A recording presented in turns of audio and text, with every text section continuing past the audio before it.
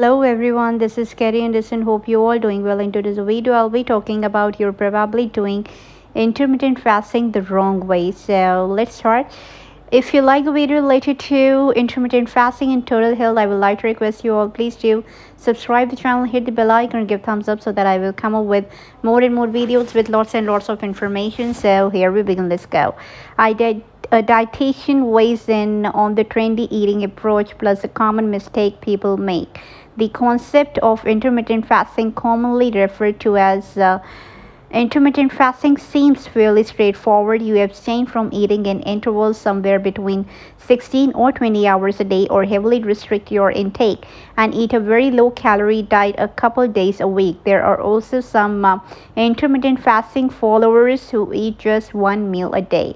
So there's quite a bit of research proving that intermittent fasting works for weight loss and improve things like blood sugar control and cholesterol, which are markers for chronic disease. Some studies have been found that intermittent fasting may boost people's energy and help them sleep better. I have been a dietitian for nearly 15 years, so I have read my share of research on intermittent fasting. I have written about it in a handful of times, and I have even tried intermittent fasting out for myself. Here's my take. It works really well for some people, regardless of what type of intermittent fasting they follow, but one common denominator is that plenty of folks out there are doing it wrong. There happens to be a lot of misinformation floating around the internet, so I called a list of some of the top comments and questions on so many things and answered them the best I could. Here are some common questions I found about intermittent fasting, plus some common mistakes to avoid when trying it. So the very first one, you're not sure what counts. So the my husband and I trying to start on the intermittent fasting journey, which is saying 16 is to 8, is harder than we thought. How can he do a coffee other than straight black in the morning without throwing off the benefit of the fast? So he doesn't care of black coffee, but chokehold of caffeine has his in it stimulant grip, and I don't want to die in that ditch today. So I to live and die by that. I'm a cup of coffee, but this person is overthinking. The best thing is to do is simplify your routine. Have your morning cup of coffee exactly as you like it. Break your fast then. For example, if you're doing 16 is to 8, where you fast for 16 hours and eat during an 8-hour window, have your coffee at 8 a.m. and your last meal at 4 p.m. Now, the very mistake number 2, you are eating without realizing it. So the very first example is I'm trying to cut myself down to one meal a day. So while I'm not actively trying to do intermittent fasting, I think I'm kind of doing it by proxy. Okay, but does this mean no calorie intake whatsoever outside of the time I normally eat, or just no actual food? Because I have coffee every morning, and I have also been drinking a cup of soy or almond milk for breakfast, and I don't know if it's going to mess with my progress. Okay, this is intermittent fasting period. Even though this person says he or she is not actively doing intermittent fasting, they are. There is nothing sinful about intermittent fasting, so no need to deny it. But to reap the benefit, you can't have that cute uncute breakfast. Fasting means no calories, which also means no food during that fasting time period. The mistake number 3, you're eating too many calories.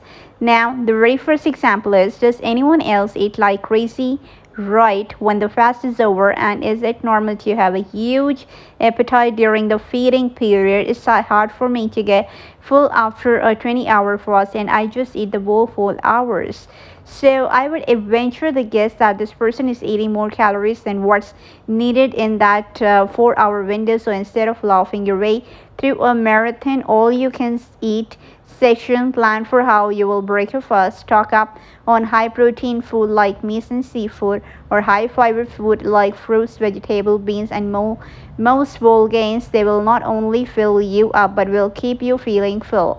So technically, if you do the 20:4 fast, then I should consume 1500 to 200,000 calories within 4 hours. Am I understanding this correctly? Technically, yes. But depending on a person body size, eating 2000 calories in a 4-hour window might not yield any weight loss. I don't know this person's size, though. Now most people lose weight on 1500 calories, but one of the pros of intermittent fasting is that it's hard to eat a ton of calories in a short window of time for some following. Intermittent fasting is an easier way to cut calories and lose weight than simply following a traditional calorie restricted diet. So if you can't hit the 1500 to 2000 calorie mark in 400 hours every day, it's okay. It's falling below 1200 calories a day become a regular habit through reconsider your diet plan. If you're not sure how many calories you are consuming, track them in a free app. Okay, so now the mistake number 4, you are over analyzing. So does intermittent fasting mean no food outside mealtime or no calories? There are one and the same. No. Does anyone reading this or listening this video